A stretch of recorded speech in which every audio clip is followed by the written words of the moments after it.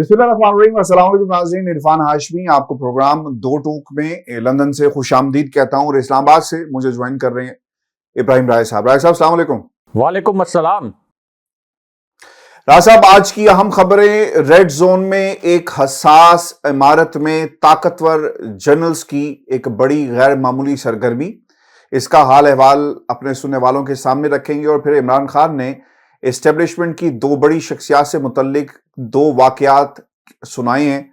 ये वाकयात क्या हैं, इसे भी प्रोग्राम में शामिल करेंगे। और फिर इलेक्शन के लिए GHQ की जानिब से जो जल्द दबाव डालने के हवाले से क्या इंकशाफात हुए हैं, इसका भी जिक्र आज के इस प्रोग्राम में अपने सुनने वालों के सामने रखेंगे। लेकिन व्यूअर्स, सबसे पहले राय साहब आपको बताएं कि खान साहब कराची में, और कराची राय साहब बहुत ही इंपॉर्टेंट है क्योंकि यहां से पूरी सिंध की हुकूमत को चलाया जाता है।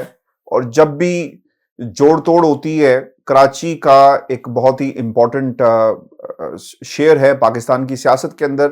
कौमी असम्बली की नशिस्तें, उसकी जो तादाद है बड़ी ऐसी है जो फैसला कर देती है पाकिस्तान में हुकूमत कौन बनाएगा और एक मदद फराहम करती है। खान साहब की एंट्री हुई है और इमरान खान ने जो मुलाकातें की हैं, पहले कराची आप पहुंचते हैं और आपकी मुलाकात सहाफ़ियों से भी हुई, और सहाफ़ियों के बाद जो बल्दियाती नुमाइंदे थे उनसे भी मुलाकातें हुई हैं खान साहब की, और फिर बार से भी आपने खिताब किया, और फिर आखिर में जलसा आम से खिताब किया है। इन चारों मुलाकातों के अंदर जो गुफ्तगू की गई, इंडिकेटर्स दी हैं आइंदा की हुकूमत के हवाले से और मौजूदा हुकूमत के हवाले से और पाकिस्तान के ताकतवर हलकों के हवाले से, और इस नए इंतखाब का क्यों ऐलान ज़रूरी है और ये किस तरह पाकिस्तान की सियासत को बदल देगा, खान साहब ने इसका भी तज़किरा किया। और इन इंतखाबात को रेफरेंडम कहा गया है। खान साहब ने जो बातें कही ना राय साहब, मैं वन बाय वन रिवील करता जाऊंगा और इस पर सवाल भी शामिल करते जाएंगे। लेकिन सबसे अहम बात यह है, जो मुलाकात हुई सहाफ़ियों से और इससे पहले जो बार से, खान साहब ने एक जुमला कहा कि इलेक्शन नहीं हो रहा, ये रेफरेंडम हो रहा है। आपको याद है कि माजी में भी एक रेफरेंडम हुआ था पाकिस्तान में, और मुशर्रफ साहब की हुकूमत से लोग बहुत तंग आए हुए थे, तो रेफरेंडम में उन्होंने अपना फैसला भी सुनाया। और अब ये रेफरेंडम होने जा रहा है। कुछ ज्यादा दिलचस्पी नहीं दिखा रही हुकूमत और इंपोर्टेड हुकूमत। खान साहब का मुकाबला 14 जमातों के साथ है और इनके नुमाइंदे इस वक्त मैदान में हैं। आपने राय साहब अगर नोट किया हो, इमरान खान के मुकाबले में कैंपेन नहीं की गई। मरियम नवाज लापता, मरियम नवाज गुमशुदा, अमूमी तौर पर नून लीग की तरफ से उन्हें उतारा जाता है। पीपल्स पार्टी का जहां तक ताल्लुक है, जरदारी साहब बीमार, बिलावल भुट्टो जो हैं वो गैर मुल्की यात्रा पर हैं, तो पीछे मोर्चा किसने संभाला ये भी कहानी हम सुनाएंगे। लेकिन जो रेफरेंडम की बात कर रहे हैं खान साहब, और खान साहब ये कह रहे हैं कि शानदार जो इस्तकबाल किया गया उस पर उन्होंने कराची वालों का एक तो बहुत ज्यादा शुक्रिया अदा किया, क्योंकि इतना ग्रैंड किस्म का जो इस्तकबाल है राय साहब सिर्फ किसी लीडर का ही हो सकता है, सियासतदान का नहीं। हमें यह भी याद रखना चाहिए कि यह शहर MQM, इस शहर के अंदर PSP, इस शहर में पाकिस्तान पीपल्स पार्टी इतने बड़े जलसे नहीं कर सकी जितने इमरान खान साहब ने कराची के अंदर किए और एक नई मिसाल कायम की है। अब ये कहते हैं कि प्राइम मिनिस्टर भिखारियों की तरह दूसरों से पैसा मांगता है। शहबाज शरीफ जब दुनिया से पैसा मांगता है तो उनको सब पता है कि उनके अपने अरबों डॉलर बाहर पड़े हैं। ऐसे वज़ीर-ए-आज़म को लोग जलील करते हैं। शहबाज शरीफ ने गोरा रंग देखकर एंकर के आगे हाथ फैलाने शुरू कर दिए। शहबाज शरीफ ने सेक्रेटरी जनरल अक़वाम मुत्तहिदा के सामने भी तमाशा किया कि वो बहुत बड़ा अच्छा आदमी है। शहबाज शरीफ ने इसका बाजू ही पकड़ लिया, यानी बाजू पकड़कर जोर दिया। गुफ्तगू और अपने किरदार से तो जोर नहीं दे सकते, लेकिन बाजू पकड़कर जोर दे सकते हैं। और फिर सेक्रेटरी जनरल ने इससे कहा, वादा करता हूं कि पैसा चोरी नहीं करेंगे। शहबाज शरीफ की रूसी सदर से भी जो मुलाकातें हुई उसमें भी उनकी कांपे टांग रही थी। प्यूटन के सामने ऐसे बैठा था जैसे हेडमास्टर के सामने बैठा हो। और फिर 16 अरब की चोरी पकड़ी गई, शहबाज शरीफ को बचाया गया और ऊपर बैठाया गया पाकिस्तान की आवाम के ऊपर। और फिर राय साहब उन्होंने ये भी कहा इस खिताब के अंदर, जो ऑब्वियसली डिसाइसिव खिताब समझा जाए, क्योंकि कराची की अब सियासत जो है वो इस खिताब के बाद, और जितना वहां पर लोगों की जो तादाद थी, जो नंबर्स कोट हो रहे हैं, इसके बाद हमें बदलते हुए नजर आ रहे हैं। क्या कुछ सवालात भी उन्होंने कराची वालों के लिए रखे। मैं اس پر بعد میں آؤں گا، لیکن یہ جو ریفرینڈم کی بات کر رہے ہیں راج صاحب، کس طرح یہ ریفرینڈم ہوگا؟ آپ کو لگتا ہے یہ ریفرینڈم ہے؟ کیونکہ ایک مومنٹم ہمیں پاکستان میں سیاست کا بھی نظر آ رہا ہے، امبوڈیڈ حکومت کا بھی نظر آ رہا ہے کہ وہ کس حد تک انتخابات میں دلچسپی رکھتی ہے، چونکہ خواجہ آصف کے کچھ بیانات ہیں وہ بھی آگے بات کریں گے، لیکن ریفرینڈم کی حد تک حکومت وقت کتنی سنجیدہ نظر آ رہی ہے، اور ریفرینڈم عام انتخابات اور یہ ریفرینڈم کس طرح ثابت ہوگا جس طرف خان صاحب جو ہے وہ اشارہ کر رہے تھے؟ دیکھیں ہاشمی صاحب، ایک تو جو کراچی کے لوگ ہیں یہ بڑے باشعور لوگ ہیں، سیاسی طور پر پڑھے لکھے بھی ہیں اور سیاسی شعور بھی رکھتے ہیں۔ آپ دیکھ لیں کہ سندھ کے اندر، اندرون سندھ، پیپلز پارٹی نے اپنے ہی عوام کو کس طریقے سے بھیڑ بکریاں بنا کے رکھا، جان بوجھ کر ان کو پسماندہ رکھا کہ اگر اندرون سندھ میں کوئی شعور آ گیا، اگر وہاں پر تعلیم آ گئی، اگر وہاں پر خوشحالی آ گئی، تو پھر یہی لوگ ہم سے سوال نہ کرنا شروع ہو جائیں، ہماری کرپشن کے متعلق، ہماری لوٹ مار کے متعلق، اور ہم نے جو ان کو نسل در نسل غلام بنایا اس پر سوالات نہ کرنا شروع ہو جائیں۔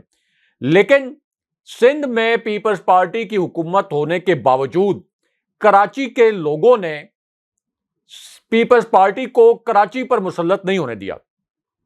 تو اس سے اندازہ لگایا جا سکتا ہے کہ ان کے اندر ایک سیاسی شعور جو ہے وہ تو ہے۔ اب چونکہ کراچی میں ہمارے جو کراچی کے لوگ ہیں ان کے پاس آپشنز بڑے محدود تھے۔ ان کے پاس پہلے آپشن یہی تھا کہ ایک طرف پیپلز پارٹی اور دوسری جانب ایم کیو ایم۔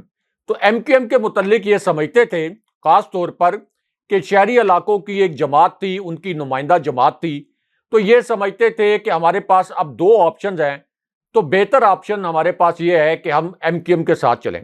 لیکن ہاشمی صاحب صرف ایک مرتبہ ان کو متبادل آپشن ملا عمران خان صاحب کی صورت میں 2018 کے الیکشن میں، اور 2018 کے الیکشن میں عمران خان صاحب نے جو اپنی کیمپین کی تو کراچی میں وہ بہت زیادہ مؤثر طریقے سے، جتنے اگریسولی انہوں نے پنجاب میں اور کے پی میں کیمپین کی تھی اس طرح کی کراچی میں وہ کیمپین نہیں کر پائے تھے۔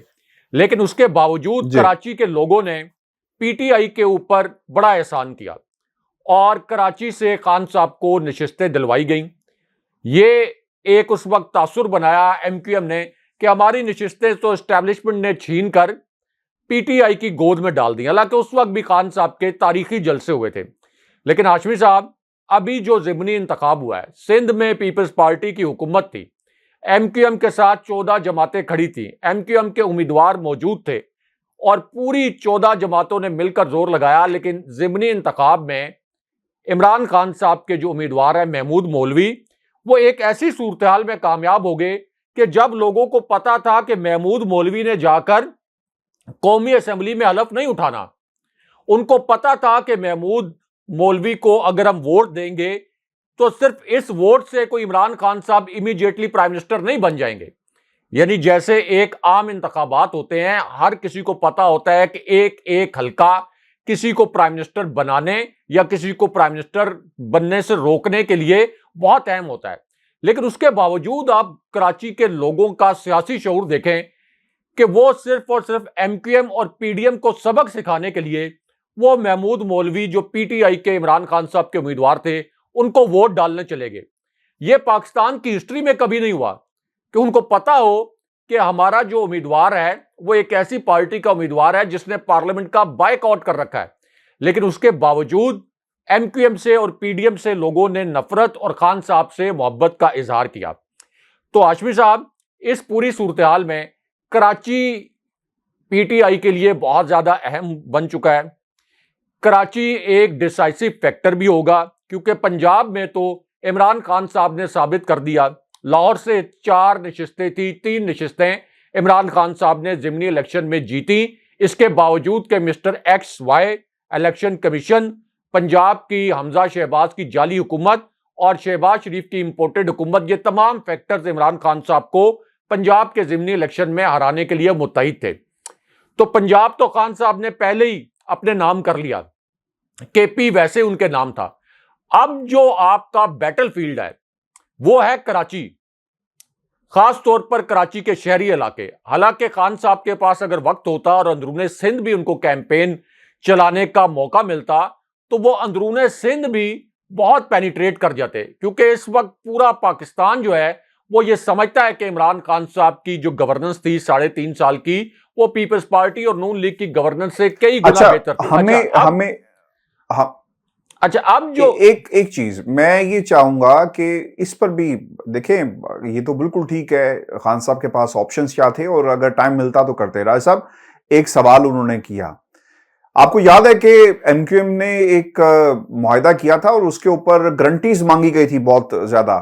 اب خان صاحب نے یہ سوال کراچی کے لوگوں سے بھی پوچھا اور ایم کیو ایم سے بھی پوچھا, اور سوال انہوں نے یہ کیا ہے کہ جو وعدے کیے تھے کیا وہ وعدے پورے ہو گئے, اور جن معاہدوں کے لیے ان کی حکومت کو گرایا گیا اور جو سمجھتے تھے کہ جناب اب ہم زیادہ دیر نہیں چل سکتے پاکستان تحریک انصاف کے لیے, کیونکہ ہمیں اب کراچی والوں کا سوچنا ہے, کراچی کے لیے بات جو ہے وہ کرنی ہے. اچھا ابھی کچھ باتیں انہوں نے کہی ہیں, یہ بڑی امپورٹنٹ ہیں. ایک تو ان کی بلدیاتی جو نمائندے ان سے بات ہوئی اور پھر صحافیوں سے. خان صاحب یہ کہتے ہیں کہ پاکستان تحریک انصاف کی حکومت کے دوران اسٹیبلشمنٹ ساتھ تھی, تاہم میری حکومت کے آخری 3 سے 4 ماہ میں وہ ہمارے ساتھ نہیں تھے. اب یہ بھی جواب آ گیا, کیونکہ بعض لوگ یہ کہہ رہے تھے کہ جناب آپ تو کہتے تھے کہ ہم ایک پیج پر ہیں, اور لوگوں نے رائے صاحب ٹیگ کیا ہے خان صاحب کو اور ان کے کلپس نکال کے دکھا رہے ہیں کہ ہمارے ساتھ پاکستان کی آرمی کھڑی ہے, اسٹیبلشمنٹ کھڑی, باجوہ صاحب کھڑے. اس کا بھی جواب آ گیا. پھر وہ یہ کہتے ہیں کہ نیب پر میرا اختیار نہیں تھا, اگر کبھی ماضی کی طرح دوبارہ حکومت ملی تو اسے میں کسی صورت بھی قبول نہیں کروں گا. سیاسی جماعت کے پاس جاتی ہے, امریکہ کے پاس نہیں. یہ چور اور کرپٹ ٹولہ اپنے کیسز ختم کرانے کے لیے آیا. اچھا پھر ایک اور انہوں نے جو بات کہی بلدیاتی نمائندوں سے, یاد رکھنا چاہیے کیونکہ کراچی بہت بڑا ہے, بلدیاتی نظام مضبوط ہوگا تو عام آدمی کو ریلیف ملے گا, کیونکہ جب عام الیکشن ہوئے تھے رائے صاحب لوگ گھروں میں سے باہر نہیں نکلتے, اسمبلیوں میں چلے جاتے ہیں اور کراچی کے لوگوں کو بھول جاتی ہے جتنے بھی سیاستدان ہیں. اب انہوں نے یہ کہا کہ جب کراچی کے حالات اچھے ہوتے ہیں, اور یہ بہت ہی امپورٹنٹ جملہ ہے, تو سارے پاکستان کے حالات جو ہیں وہ اچھے ہو جاتے ہیں. اور پھر انہوں نے یہ بھی کہا کہ جب کراچی میں خوشحالی آتی ہے تو پاکستان میں خوشحالی آتی ہے, یعنی پورا کا پورا پاکستان آپ کو خوشحال نظر آئے گا. اور دبئی بہت پیچھے رہ جاتا اگر کراچی پر توجہ دی جاتی, لیکن ایسا نہیں ہو. یعنی کراچی کو ایک یتیم شہر بنا دیا گیا, روشنیوں والا شہر تھا, اسے تباہ و برباد کر دیا گیا. اور پچھلے 30 برسوں میں سندھ کو کون لوٹ رہا ہے یہ بھی خان صاحب نے بتایا. رائے صاحب سب سے امپورٹنٹ بات یہ ہے کہ پاکستان پیپلز پارٹی کے لوگ 2 کردار ہیں, بلاول کی اور آصف زرداری کی عدم موجودگی میں جو ایکٹیو تھے. ایک سعید غنی نے کہا, وہ یہ کہتے ہیں, اور مجھے حیرانگی ہوئی اس بات کو جو انہوں نے اسٹیٹمنٹ جاری کیا, وہ یہ کہتے ہیں کہ جناب جہاں تک پیپلز پارٹی عمران خان کے کراچی جلسہ جو کا تعلق ہے وہ ایک ناکام جلسہ تھا. یہ سعید غنی صاحب کہہ رہے ہیں, یہ ایک نام نہاد جلسہ تھا, ایک نام نہاد مقبولیت ہے جو وہ کراچی میں لے کر آئے. اور پھر انہوں نے نا ایک ٹویٹ پہ ایک ویڈیو بھی شیئر کی ہے جو جلسے سے پہلے کی ہے جب لوگ تیاری کر رہے ہیں. اور پھر دوسرا جو سٹیٹمنٹ جاری کیا گیا ہے وہ شرجیل میمن کی طرف سے کیا گیا کہ وہ آپ آصف علی زرداری کا جان بوجھ کر نام لیتے ہیں تاکہ عمران خان کے قد میں اضافہ ہو. رائے صاحب یہ بھی وقت آنا تھا کہ عمران خان کو آصف علی زرداری کے نام لینے کی ضرورت پڑے گی اپنے قد میں اضافہ کرنے کی. رائے صاحب یہ بھی بتائیں کراچی میں یہ جو گجر نالہ ہے کیا اس میں شہد بہ رہا ہے, دودھ کی نہریں بہ رہی ہیں گجر نالے کی جگہ؟ کیا تبدیلی آئی یہ 6 مہینے کے اندر جو معاہدہ کیا گیا تھا ایم کیو ایم کی طرف سے باقی جماعتوں کی طرف سے عمران خان کی حکومت کو ختم کرنے کے بعد؟ دیکھیں کوئی معاہدہ ایم کیو ایم اور پی ڈی ایم کے درمیان نہیں ہوا تھا. کوئی معاہدہ ایم کیو ایم نے کراچی کے عوام کے لیے پی ڈی ایم کے ساتھ نہیں کیا تھا. اگر کوئی معاہدہ ہوا تھا تو وہ معاہدہ یہ ہو سکتا ہے کہ اسٹیبلشمنٹ کو انہوں نے یقین دہانی کروائی کہ ہم عمران خان صاحب کی حکومت گرانے کے لیے پی ڈی ایم کا ساتھ دیں گے. صرف اس قسم کا کوئی معاہدہ ہو سکتا ہے. باقی یہ جو معاہدے کی بات کر رہے ہیں یہ تو لوگوں کی آنکھوں میں دھول جھونکنے کے مترادف تھا کہ پی ٹی آئی نے کوئی کمٹمنٹس پوری نہیں کی. سب کو پتا ہے, اب تو یہ دعائیاں بھی دیتے ہیں, پھر کوئی ایک آدھی کال چلی جاتی ہے, جو کال کرنے والے ہیں تو خاموش ہو جاتے ہیں. تو یہ تو بیچ میں دعائیاں بھی دیتے رہے کہ پی ٹی آئی کا جو دور تھا اس میں ہم زیادہ کراچی کے لیے کام کر سکے، لیکن اب ہم بالکل کام نہیں کر سکتے۔ اس سے پہلے آپ کو پتا ہے کہ اسلم بھوتانی نے کس قسم کی بات کہی تھی آپ ہی کے پارلیمنٹ کے اندر کھڑے ہو کے کہ ہم عمران خان صاحب کے دور میں بطور اتحادیہ میں فنڈز بھی ملتے تھے، ترقیاتی فنڈز، اور ہم اپنے علاقوں میں ترقیاتی کام بھی کروا رہے تھے۔ تو یہ جو معاہدہ وغیرہ ہے یہ تو ایسی فراڈ ہے، اصل میں تو سب کو پتا ہے، اب تو ایک اوپن سیکرٹ ہے کہ کس طریقے سے عمران خان صاحب کی حکومت گری، اور خان صاحب نے بتایا بھی کہ اس کے پیچھے اسٹیبلشمنٹ تھی۔ دوسرا جو آپ نے ریفرنڈم والا سوال کیا تھا، دیکھیں جو پرویز مشرف ایک ملٹری ڈکٹیٹر تھے، ان کا ریفرنڈم تو 100% فراڈ تھا، وہ تو زور زبردستی سے ووٹ ڈالے گئے، وہ باقاعدہ ایک ریفرنڈم تھا جو کہ غیر آئینی تھا۔ پاکستان کے آئین میں اس طرح کے ریفرنڈم کی کوئی گنجائش نہیں، چونکہ وہ ملٹری ڈکٹیٹر تھے، طاقت ان کے ہاتھ میں تھی، اس لیے انہوں نے کہا کہ اب چونکہ طاقت میرے ہاتھ میں ہے تو میں ایک جعلی ریفرنڈم کرواؤں گا، اور 98% سے 99% سے ووٹ انہوں نے خود ہی لے لیے۔ تو اتنا تردد کرنے کی کیا ضرورت تھی پرویز مشرف کو؟ ایسے ہی پاکستان کے وسائل بھی انہوں نے ضائع کیے، ویسے ہی کسی کاغذ پہ لکھ لیتے کہ میں نے 99% ووٹ حاصل کر لیے۔ اب خان صاحب نے جو بات کی ریفرنڈم کی، یہ ایک استعارتاً بات کی کہ یہ ایک الیکشن جو ہے یہ پی ڈی ایم کے کرپٹ ٹولے اور تحریک انصاف کے درمیان ریفرنڈم جو کہ 1 on 1 ہوتا ہے، یہ اس کی صورت میں ہوگا، اور لوگوں کو فیصلہ کرنا ہے کہ وہ پی ٹی آئی کے ساتھ ہیں یا اس ٹولے کے ساتھ ہیں جس نے ان کو 30 سال میں پسماندہ رکھا، ملک کو 1 انچ آگے نہیں بڑھنے دیا، اور آج ہاشمی صاحب 3.5 روپے فی یونٹ بجلی مزید مہنگی کر دیا ہے۔ تو عوام نے جو ووٹ ڈالنا ہے اس ضمنی الیکشن میں، ذرا وہ اپنے ذہن میں رکھ لیں، آج کے دن میں 3.5 روپے فی یونٹ بجلی مزید مہنگی ہو گئی ہے، تو سوچ سمجھ کے ووٹ ڈالیں جا کر، یہ جو ضمنی الیکشن ہو رہا ہے۔ اس سے پہلے انہوں نے کتنی مہنگی کی۔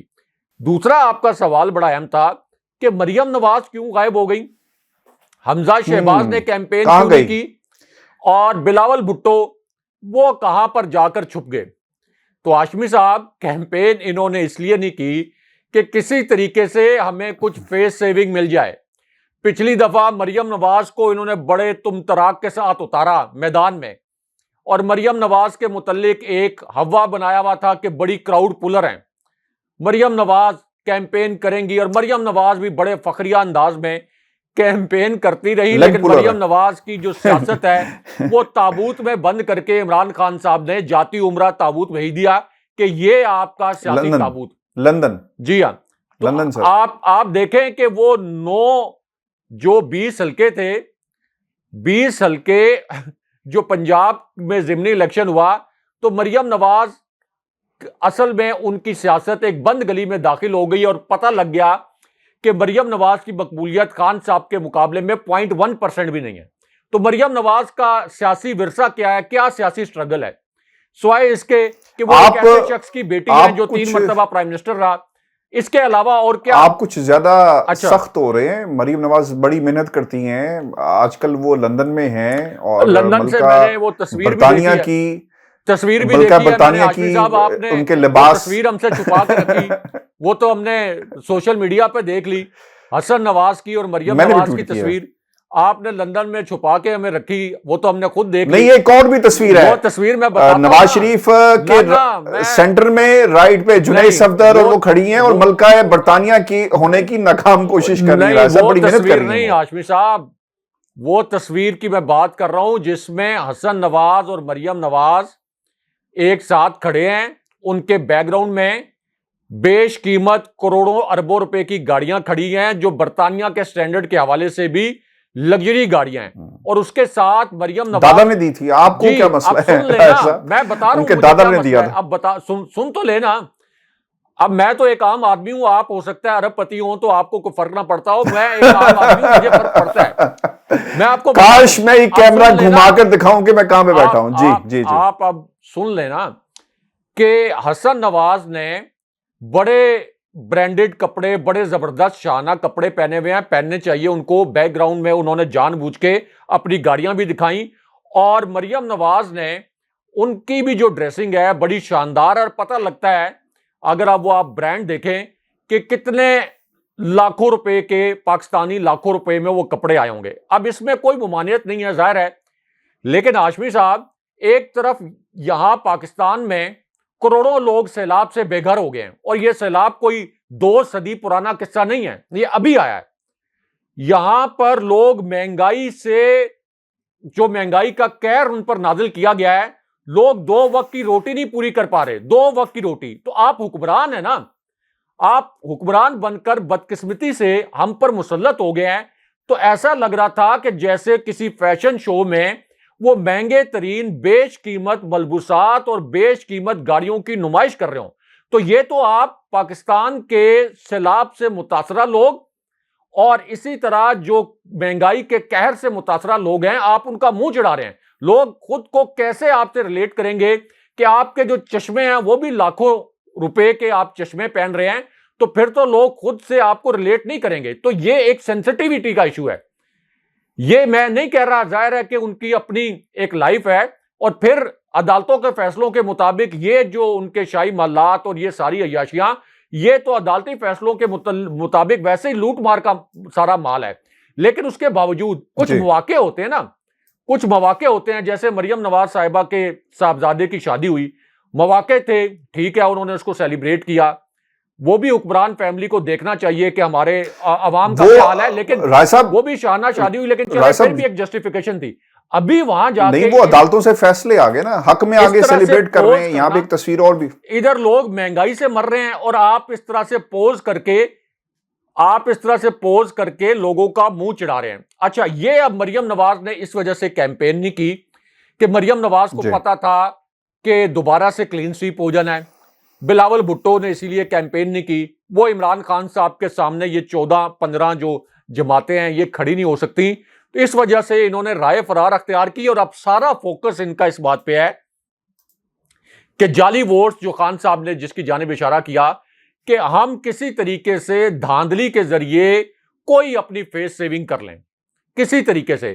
تو اسی لیے یہ تھوڑا سا الیکشن کو ڈاؤن پلے بھی کر رہے ہیں. پہلے تو یہ الیکشن سے فرار ہو گئے, بار بار انہوں نے کوشش کی کہ الیکشن ہو ہی نہ, لیکن اب الیکشن ہو رہا ہے تو آپ یہ کہہ لیں کہ عملی طور پر انہوں نے شکست تسلیم کر لی ہے. اب ایک ہی طریقہ ہے کہ اس الیکشن میں دھاندلی نہیں, دھاندلا کر کے صرف عمران خان صاحب کو ہرایا جا سکتا ہے. اچھا, ایک انتہائی عام پیغام انہوں نے, خان صاحب نے یہ بھی دیا, کیونکہ آپ نے کہا نا کہ زرداری اور اندرون سندھ اور نکلیں گے.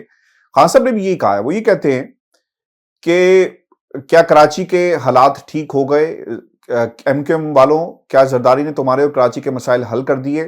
پھر انہوں نے ایک اور بھی بات کی ہے, اور وہ یہ کہتے ہیں کہ زرداری مافیا نے اندرون سندھ کے لوگوں کو غلام بنایا ہوا ہے. سندھ کو زرداری کی بیماری سے آزاد کریں گے, تیار ہو جائیں, مارچ سے فارغ ہو جاؤں تو میں اندرون سندھ کا رخ کروں گا. اپنے سندھی بھائیوں کو حقیقی آزادی دلانے کے لیے ایک ضلع کا دورہ کیا جائے گا. رائے صاحب, ایک سب سے جو اہم بات تھی, آپ جب بھی کسی شہر میں جاتے ہیں تو وہاں کے لوگوں کو عزت دینا, آنرشپ دینا, ان کے مسائل کے حوالے سے بات کرنا, اور کوئی اگر کسی نے بہترین کام کیا ہے تو اس کو پرومیننٹ کرنا. خان صاحب نے یہاں پر کرنگی کے لوگوں کی, ملیر کے لوگوں کا, شاہ فیصل کالونی کے جو لوگ تھے ان کو انہوں نے خراج تحسین پیش کیا, اور پھر جو استقبال خان صاحب کا کیا گیا کراچی کے لوگوں کی طرف سے, ایک اعتماد تھا جس کا اظہار کیا گیا. اب سب سے جو انٹرسٹنگ بات ہے, کیونکہ خان صاحب بڑی تیزی کے ساتھ آگے بڑھ رہے ہیں, عام انتخابات کا obviously ایک نیریٹو ہے, اس کے لیے بھرپور کوشش کر رہے ہیں.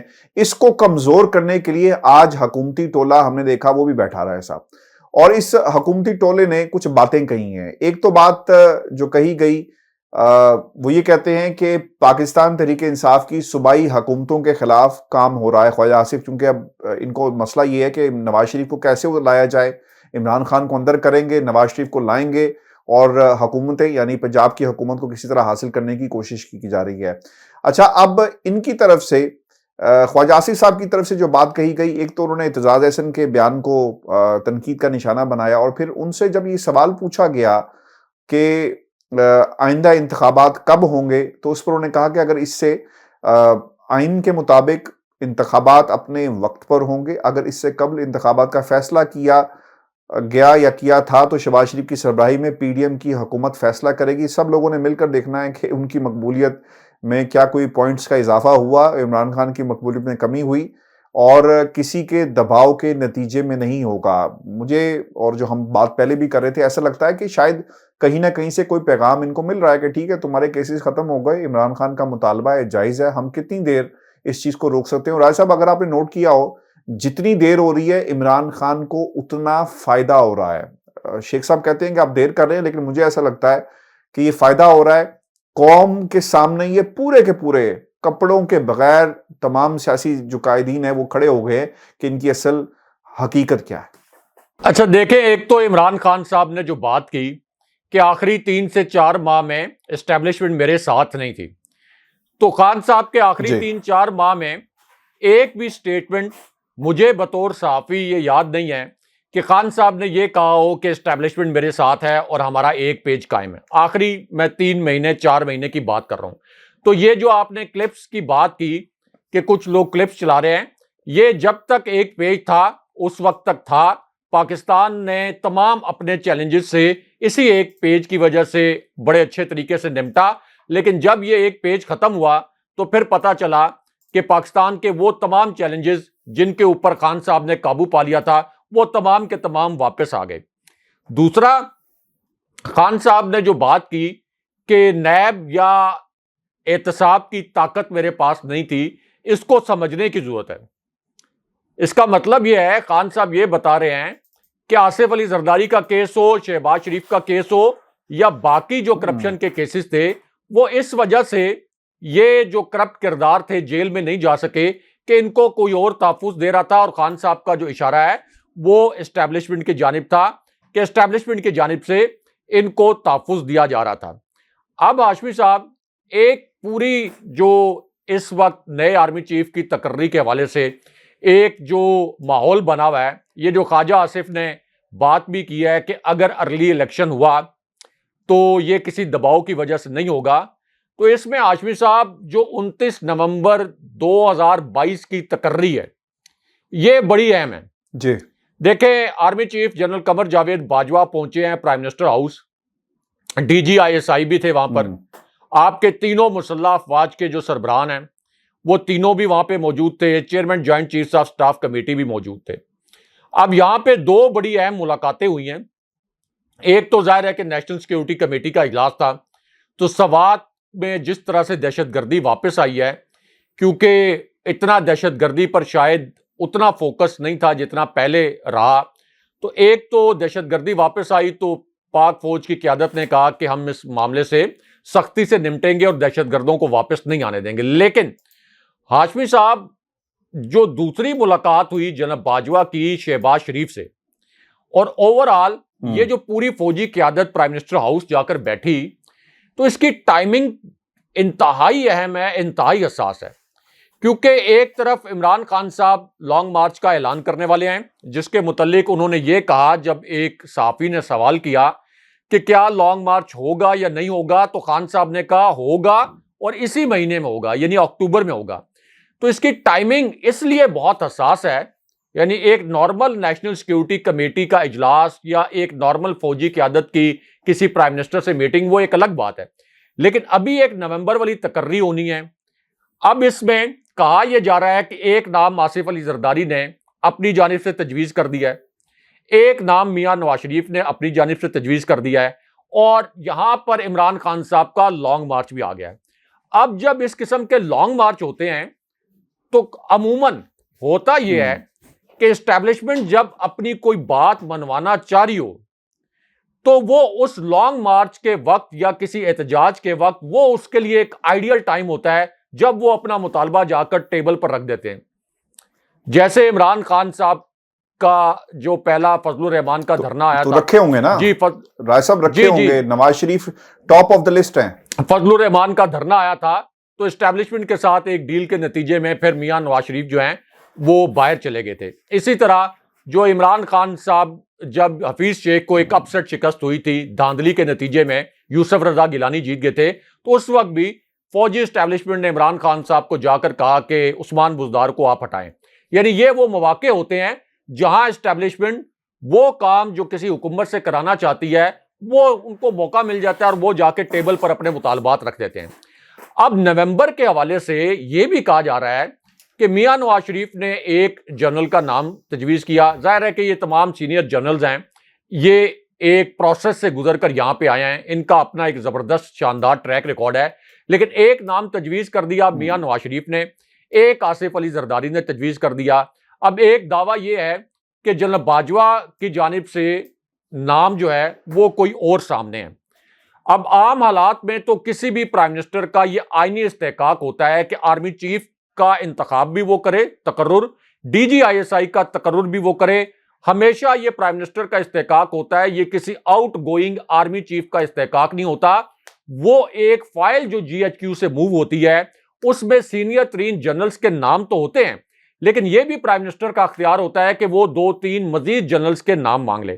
اور آؤٹ گوئنگ آرمی چیف جو ریٹائر ہونے والا آرمی چیف ہوتا ہے وہ ہر لیفٹیننٹ جنرل کے متعلق اپنے ریمارکس بھی لکھ دیتا ہے, لیکن الٹیمیٹلی اختیار آئینی پرائم منسٹر کا ہوتا ہے.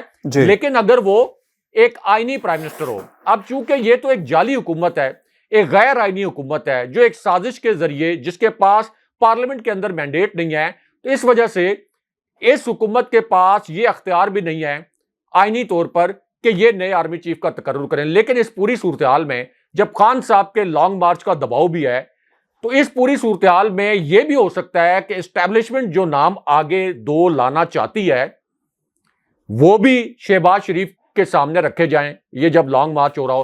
اور بہت ممکن ہے کہ عمران خان صاحب کو بھی بہت سے پیغامات بھجوائے جا رہے ہوں گے, شہباز شریف کو بھی بھجوائے جا رہے ہوں گے. اس وجہ سے نومبر سے پہلے یہ لانگ مارچ کی ٹائمنگ بھی بڑی امپورٹنٹ ہے.